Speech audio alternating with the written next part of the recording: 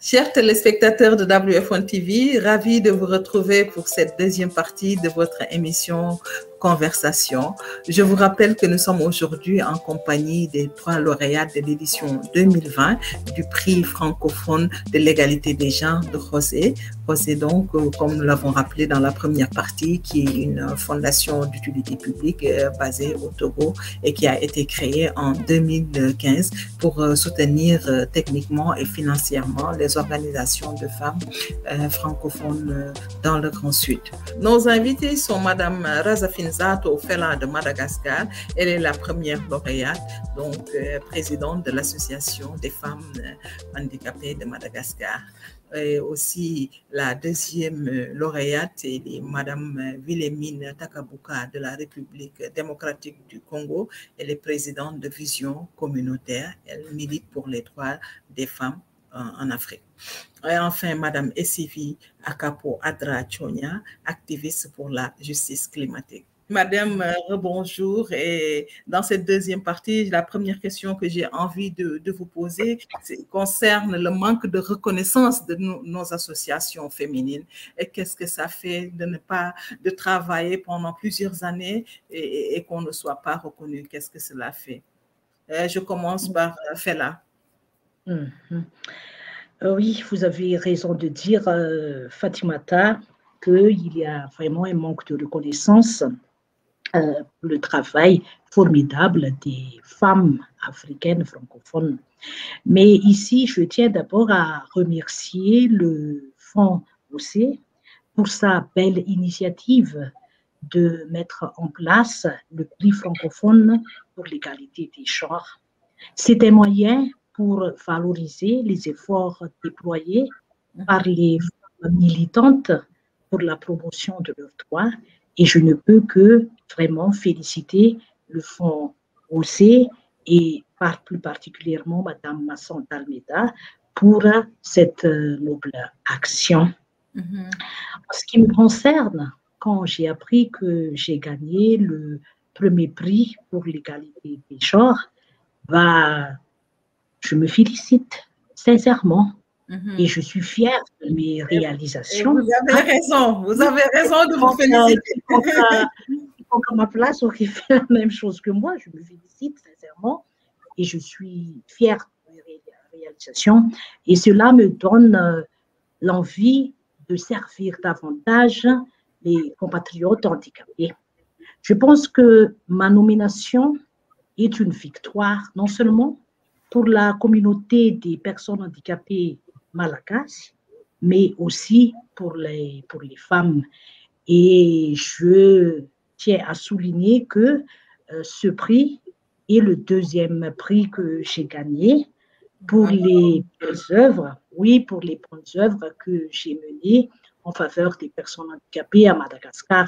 Le premier prix m'a été décerné par la Jeune Chambre internationale en 2012 pour leur activité TYP, 10 Outstanding Young Persons of the World. C'est juste une information que je tiens aussi à vous partager. Et voilà. Formidable. Et je suis contente que vous ayez évoqué les actions de José, parce que c'est, comme on l'a rappelé durant toute l'émission, c'est vraiment José qui a mis en place ce prix pour l'égalité des genres. Donc ça, c'est vraiment le lieu aujourd'hui de les féliciter eux aussi. Je dirais elles aussi, n'est-ce pas? Puisque ce sont des femmes qui composent cette organisation. Franchement, juste pour dire, peut-être pour demander à Wilhelmine, qu'est-ce que cela fait d'être honorée par José? Qu'est-ce que cela vous a fait? Fela vient juste de nous expliquer comment elle a vécu cette nomination. Et vous, qu'est-ce que vous avez envie de nous dire? Ça m'a beaucoup réjoui. Je me suis dit, il y a 25 ans, que je travaille pour le bien-être des femmes et des filles, mais ça n'a jamais été reconnu. Et bien sûr, il y a eu quelques reconnaissances, mais qui n'étaient pas accompagnées même d'un seul sou. j'avais eu les diplômes de mérite pour la paix dans la zone, pour la consolidation de la paix dans la région des Grands Lacs. J'avais eu aussi un brevet de mérite aussi pour l'encadrement des jeunes filles, de la jeunesse quoi. Et aussi, je venais d'obtenir une médaille d'excellence qui m'a été octroyée par les organisations de la Marche mondiale des femmes. Et là, ça m'a beaucoup encouragée, mais en plus de cela, qu'a exaucé les fonds pour les femmes francophones. Ma primaire, c'était une joie extrême. Une joie extrême que j'ai partagée avec mes enfants. Mes enfants étaient très contents. Ils ont dit, mais cette fois-ci, maman, cette fois-ci, il y a quand même une reconnaissance qui est beaucoup plus, avec une certaine valeur. Et aussi, malheureusement, c'est tombé, c'est arrivé quand mon mari venait à peine de mourir. Parce que lui aussi, il a souffert de mon absence tout le temps à la maison. Mes enfants aussi ont souffert. Pour moi, les prix là, c'est pour mon mari, que son âme repose en paix, c'est pour mes enfants, mais aussi c'est pour toutes les femmes qui militent pour les droits des femmes et des jeunes filles. Mais je poserai la même question à Esivy aussi. Qu'est-ce que cela fait d'être honoré par José? Tout d'abord, je tiens à saluer le Fonds francophone José à travers le prix francophone pour l'égalité genre, l'édition 2020, donc, dont j'ai eu l'honneur de faire partie des 3 lauréats. Le jour où j'ai eu le mail et le résultat, j'étais ébahie et cela n'a fait que renforcer encore davantage mon courage et l'abnégation que j'ai en moi d'aller plus loin dans cette noble action. Et de telles initiatives comme celle de José est à encourager parce que cela met plus en lumière le travail que nous effectuons, le travail d'ailleurs extraordinaire que nous effectuons dans l'ombre. Moi qui suis dans les champs, avec les femmes à la base, dans les champs, dans les forêts, c'est pas évident. C'est pas évident d'être reconnu à l'international ou au plan national. C'est pas évident. Donc, je salue vraiment et je remercie José pour cette opportunité. Et je rappelle que ce n'est pas aussi mon premier prix. J'ai eu déjà d'autres prix. J'ai eu un prix international de la Fondation La France Engage en 2019 pour notre contribution à la lutte contre les changements climatiques aux côtés des femmes. Et en 2020 également, j'ai eu 4 prix au plan national. Le prix de la transition verte, le prix ambassadrice verte, le prix Femmes influentes, le prix ONG d'impact. Et donc, j'ai totalisé 6 prix de 2019 à 2021. Et c'est le prix José qui a bouclé les 6 prix durant ces 3 dernières années. Et je compte en avoir plus à travers les actions que je continuerai à faire. Cela me donne vraiment le courage d'aller plus loin, de faire plus, d'impacter plus. Merci à José, merci à la présidente, Madame Massa. Formidable pour tous ces prix que vous venez d'avoir, que ce soit vous, que ce soit Wilhelmine, que ce soit Fela. En tout cas, on est très fiers et très contente pour vous. Et tout à l'heure, Esivy disait que c'est pas facile, c'est pas évident d'être reconnu. C'est pas évident, mais en même temps, je pense que c'est nécessaire parce que je l'ai rappelé dans la première partie, l'engagement assez coûteux, ça nous prend beaucoup de temps, ça prend beaucoup d'énergie, ça demande des moyens qui font souvent défaut. Peut-être que nous n'aurons pas aujourd'hui la chance de parler des problèmes de financement de ces organisations de femmes, les organisations, les militantes rencontrent vraiment d'énormes difficultés pour mobiliser des fonds. Mais malgré tout ça, elles continuent parce qu'elles y croient. Elles y croient, c'est vraiment le slogan même de José. José qui veut dire croisi en mineur. Et donc, qui sont des langues, je rappelle pour nos téléspectateurs qui ne connaissent pas forcément, ce sont des langues qui sont parlées dans des zones de l'Afrique de l'Ouest, notamment au Ghana, en Côte d'Ivoire, au Togo et au Bénin. Donc, comme croisé, nous aussi, on vous dit croyez-y, puisque c'est vraiment toutes nos félicitations encore. Juste peut-être pour parler un peu des éventuelles retombées du prix. Depuis que vous avez été nominé, quelles ont été les retombées concrètes de cette nomination?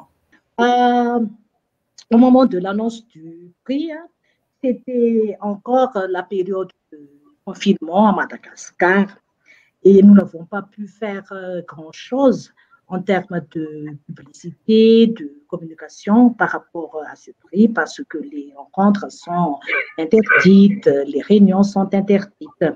Mais par contre, nous avons fait quand même des publications sur les réseaux sociaux, Facebook, site web. Par contre, nous comptons bien parler de ce prix en août 2021 lors du grand rassemblement des femmes handicapées dans le cadre de la célébration du 10e anniversaire de la femme.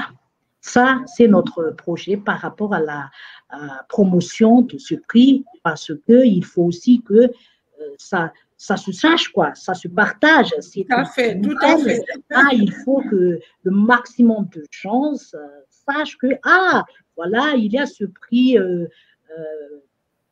organisé par le Fonds OC et qu'une certaine malgache, c'est la Racha Funzatu, a gagné le premier prix. Il faut que ça se sache, mais chaque chose en son temps. Je vous promets qu'en août 2021, on fera une grande déclaration par rapport à ce prix. Mais puisque le prix est à titre personnel, je pense que je vais allouer une certaine somme à la scolarisation des filles handicapées. Car là, tout à l'heure, j'ai parlé un tout petit peu du centre Simba Mansour qui œuvre pour l'insertion scolaire et professionnelle des enfants et jeunes handicapés. Et je vais allouer une certaine somme de mon prix pour renflouer la caisse de ce centre pour qu'il y ait plus de filles handicapées qui vont à l'école. Moi, je suis sûre, en me basant sur mon parcours, je suis sûre et certaine que si une personne reçoit une éducation de qualité, c'est sûr alors que cette personne aura une autonomie plus tard. Et c'est pour cela que j'encourage et je m'investis pour la scolarisation des filles handicapées. Et une certaine somme aussi pour l'appareillage des femmes handicapées. Vous savez, nous ne pouvons pas marcher sans les appareillages orthopédiques. Pour que nous puissions aller travailler, pour que nous puissions aller vaquer à nos occupations quotidiennes, il nous faut des appareillages orthopédiques. Alors que ça, le prix est très, très, très onéreux, qui n'est pas à la portée des femmes handicapées. Et là, maintenant, j'ai reçu un prix, je pense qu'il est de mon devoir d'allouer une certaine somme pour l'appareillage des femmes handicapées. Voilà ce que je peux faire de mon petit prix. Bravo, mais très, très belle leçon, une très belle leçon de vie. Et c'est vraiment la solidarité, c'est ça qu'il nous faut, parce qu'il faut que ceux qui s'en sortent puissent vraiment tirer vers le haut les autres. Et vous nous donnez aujourd'hui une leçon et je pense que tous nos téléspectateurs s'accorderont avec moi et avec les deux autres invités pour vraiment vous féliciter pour cette initiative. Merci, Fela. Je vous en prie. Là, je reviens sur SCV pour lui poser la même question par rapport aux éventuelles retombées du prix pour l'égalité des genres. Oui. Par rapport au prix, et tout d'abord, j'ai dédié ce prix aux femmes agricultrices, aux femmes à la base que nous soutenons ou que nous accompagnons, parce que c'est grâce à elles que nous avons mené des actions et ces actions ont été reconnues par le Fonds POESSE. Et donc, nous avons également eu à faire des publications, mais nous attendons une prochaine vague de formation des femmes pour leur présenter de façon officielle le prix que nous avons obtenu de POESSE, c'est-à-dire la formation des femmes agricultrices sur la ferme école agroécologique. Et donc, nous prévoyons présenter officiellement le prix à ces femmes-là. Et donc, ce prix est dédié à ces femmes. En dehors de ça, à la période de la saison pluvieuse, les femmes rencontrent souvent des difficultés pour le désherbage, c'est-à-dire pour la main-d'œuvre. Pour la main-d'œuvre, les femmes agricultrices fatiguées et utilisant des outils aratoires pour cultiver, pour défricher leurs terres agricoles. Et donc, des fois même, elles sont obligées de faire recours à l'herbicidage que nous bannissons, c'est-à-dire l'herbicidage, nous les sensibilisons sur les méfaits de l'herbicidage et nous les encourageons à ne plus utiliser les herbicides pour désherber leurs champs. Et donc, nous avons pris une partie du prix pour appuyer ces femmes. Elles étaient une vingtaine, elles sont 20 au nombre de 20 femmes que nous avons appuyées financièrement par de petites enveloppes afin qu'elles puissent trouver de la main-d'œuvre de la main-d'œuvre en ouvrier agricole pour pouvoir désherber ou faire le bionnage et raison de les aider à réduire ou à améliorer leurs conditions de vie, de travail agricole. Donc, ça a permis aux femmes, à certaines femmes, de faire plus de surface agricole, c'est-à-dire celles qui faisaient 2 carrés, avec cet appui financier, elles ont pu faire 4 carrés de superficie agricole. Certaines ont pu labourer 6 carrés, certaines 8 carrés de superficie agricole, oui, et nous les avons accompagnées durant toute cette période sur les bonnes pratiques, c'est-à-dire comment améliorer le rendement agricole, vu qu'elles ont eu un appui financier pour, en termes d'ouvriers agricoles, nous les avons accompagnées et elles ont considérablement amélioré leur rendement agricole. Elles sont fières. Même aujourd'hui, il y a une qui m'a appelée pour voir comment je vais, parce que ça fait quelques jours, elles n'ont plus eu de mes nouvelles et elle me tient au courant que par rapport au rendement, c'est waouh, c'est au top. Elles ont eu affaire à produire du gombo, du maïs et qu'actuellement, elles sont en période de récolte.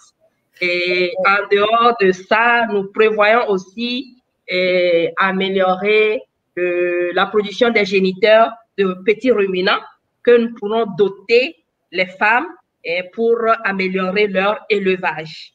Donc, voilà un peu ce que nous avons eu à faire avec notre prix. Et je vous dis waouh, moi aussi, je me dis waouh, franchement, à vous entendre toutes les deux, on voit que vraiment vous mettez en lumière l'importance de l'engagement, parce que parfois les gens se découragent parce que ça prend tellement ça demande tellement de force, parce que parfois on se dit est-ce que ça en vaut la peine, mais là vous nous démontrez que vraiment ça en vaut la peine parce que ça permet une réelle transformation sociale et surtout à l'endroit de nos sœurs, surtout les qui ne sont pas souvent, qui ne vivent pas souvent dans les meilleures conditions. Donc, nous peut-être que nous sommes un peu plus privilégiés par rapport à elles. Et vos deux témoignages me renforcent dans l'idée de la nécessité de l'engagement militant. Et ce qui me permet de redonner la parole à Wilhelmine pour qu'elle aussi, qu'elle nous dise un peu ce qu'elle compte non seulement faire de ce prix, de l'argent qu'elle a reçu de ce prix, mais également quelles ont été les retombées de manière générale. Beaucoup de choses avec cet argent. Je dis bien beaucoup de choses. Je suis en train de planifier faire une assemblée générale. On devrait faire l'assemblée générale le mois de juin, mais avec la restriction de la pandémie du coronavirus, on a été obligé de reporter. Mais avec cet argent, je vais essayer de voir comment organiser une assemblée générale. Là, les femmes vont apprendre officiellement que nous avons été primés. Et maintenant que j'ai eu les prix là, je crois que je travaille, je ne sais pas si c'est doublement ou je ne sais pas, je ne saurais pas le dire, je ne saurais pas l'évaluer, mais ce qui est vrai, ça m'a beaucoup encouragée. Et comme retombée, je crois que je vais faire beaucoup mieux. Et aussi, surtout l'environnement, ma famille, ils étaient tellement contents. Donc, je crois que ça, les retombées sont bonnes pour nous. Et ça m'encourage beaucoup. Nous sommes au terme de notre émission, mais avant de boucler, je voudrais vous demander quel est le message que vous avez envie de lancer aux jeunes militants d'abord, mais également à toutes les sœurs de notre continent, mais nos sœurs du monde aussi. Cette fois-ci, je commence par Wilhelmine. Wilhelmine, quel message vous avez envie d'adresser aux jeunes militantes? Aux jeunes militantes, je les encourage. Quand elles sentent que dans elles, il y a ce sentiment-là de pitié, ce sentiment-là humanitaire, qu'elles exploitent ça et qu'elles mettent ça en valeur parce que ça va aider des milliers et des milliers de femmes. Ce sont des petites choses, hein? Parce que quand j'avais intéressé au docteur Mukwege, de m'octroyer les médecins, les médicaments et les véhicules, je ne savais pas que ça va prendre l'ampleur que ça a aujourd'hui. Ce sont des milliers de femmes qui sont en train de bénéficier du programme de la clinique mobile. La clinique mobile aujourd'hui, c'est dans toute la RDC que c'est déployé. Et ce sont les victimes de violences sexuelles, ce sont des femmes avec les problèmes de fistule, ce sont des femmes avec les prolaxis qui sont des bénéficiaires. Il y a des foyers qui n'avaient pas des enfants à cause de la fistule. Mais après réparation, il y a des enfants qui, aujourd'hui sur terrain, on les appelle les Wilhelmine, on les appelle les Mukwege. Tout ça se passe que, hein? Et donc, quand on a quelque chose de bien en lui, il faut le partager si ça peut aider. Donc, les jeunes militantes, je les encourage à lutter et à partager surtout les idées qu'elles possèdent. Et d'être prête aussi à affronter les contraintes parce qu'il y en a toujours. Pour les autres femmes de l'Afrique, je les sollicite la solidarité. C'est en se mettant ensemble et en comprenant les choses de la même manière que nous pouvons arriver au résultat. Que nous essayons de nous mettre ensemble. Donc, l'unité et la solidarité, c'est l'arme qui pourra nous faire atteindre le but. Et donc, les femmes africaines doivent comprendre que c'est vraiment la solidarité et qu'en développant les mécanismes de partenariat avec le gouvernement, que le gouvernement essaie de s'engager à soutenir les femmes, à faire avancer les droits des femmes et des jeunes filles. On a inversé donc l'ordre. Maintenant, c'est Sylvie, le message à transmettre aux jeunes générations et aussi à toutes les autres femmes du monde. Le message que je voudrais bien transmettre à mes autres sœurs, c'est de toujours persévérer, de ne jamais se décourager et que nous pouvons transformer ce monde et avoir le monde que nous voulons, le monde égalitaire que nous voulons obtenir. Nous pouvons y arriver si seulement nous ne nous décourageons pas et que nous mettions au travail, nous mettons à fond au travail. Nous y arriverons. Merci. Merci, très de jolis mots comme pour Wilhelmine aussi. Nous avions commencé avec Fela, nous allons terminer l'émission avec elle par rapport au message qu'elle a envie d'adresser surtout aux jeunes militantes, parce qu'il y en a qui commencent et qui rencontrent d'énormes difficultés, comme nous au tout début aussi, c'était pas facile. Qu'est-ce que vous avez envie de leur dire et aux autres sœurs aussi? Chère Fatimata, permettez-moi quand même d'ajouter un autre message par rapport à l'handicap, hein, si vous voulez bien. Oui, bien entendu. OK. Donc, j'ai 3 messages.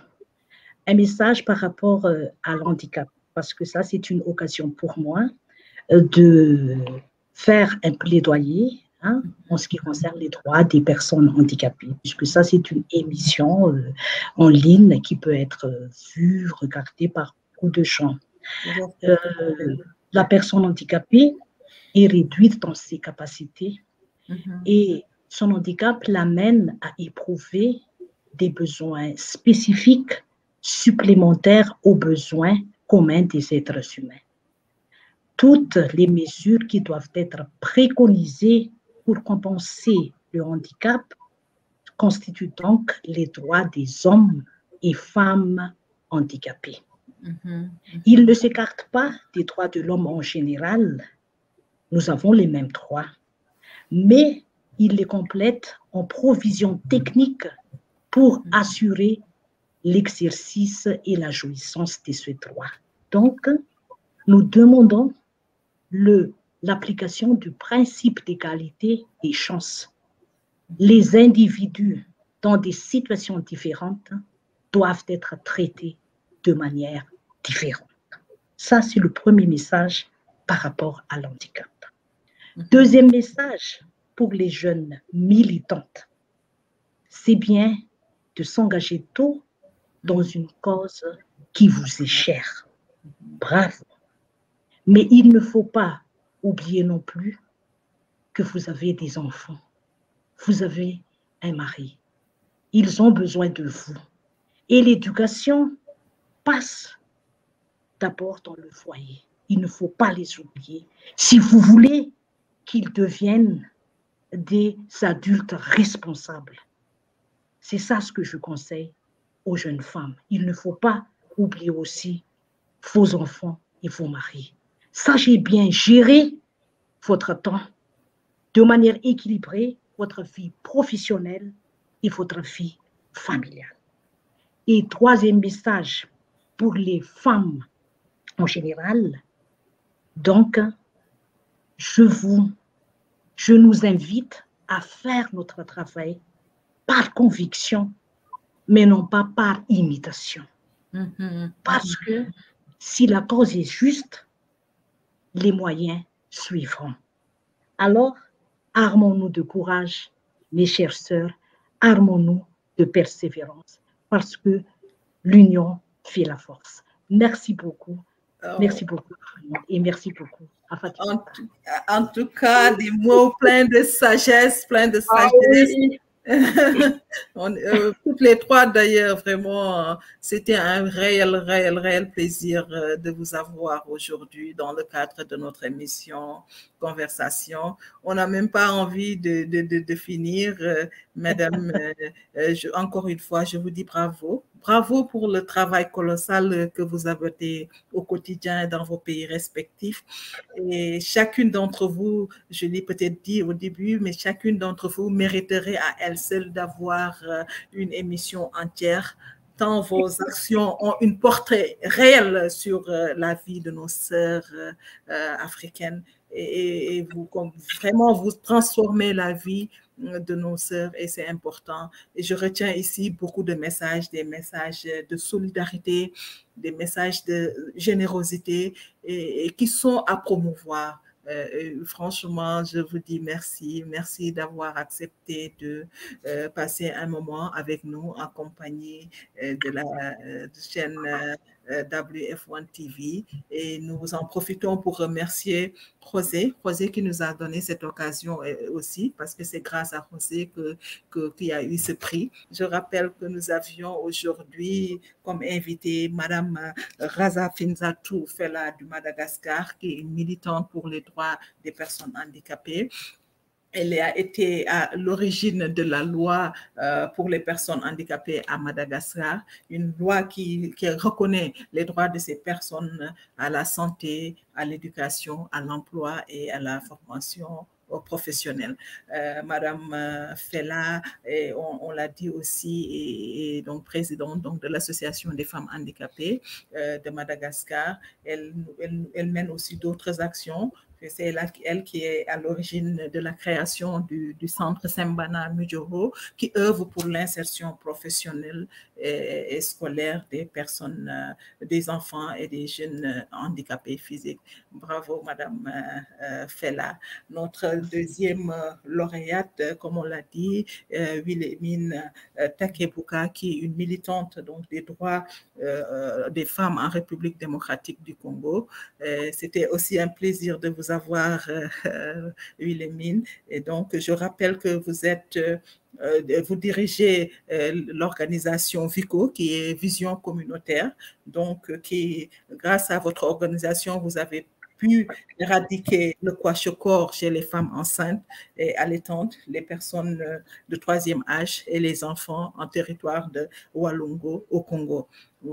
Vous avez également mené beaucoup d'activités dans un contexte d'instabilité politique, de guerre au Congo, en mettant en place un centre d'accueil et de transit des femmes, des filles victimes de violences sexuelles. Et bravo pour cet énorme accomplissement. Enfin, notre troisième lauréate est Sylvie Akapo Adra, épouse, je n'oublie pas, épouse Tonia, je ne veux pas que les maris se fâchent aussi, donc qui est exécutive de Web Togo. Donc, je rappelle que Web Togo est Women Environmental Programme, donc qui est basé au Togo et qui, elle aussi, grâce à ses actions pour vraiment promouvoir la justice climatique, elle a réussi à impacter, elle l'a rappelé tout à l'heure, plus de 20 000 femmes à travers la mise en œuvre des actions de résilience chez les femmes agricultrices et rurales face au changement climatique.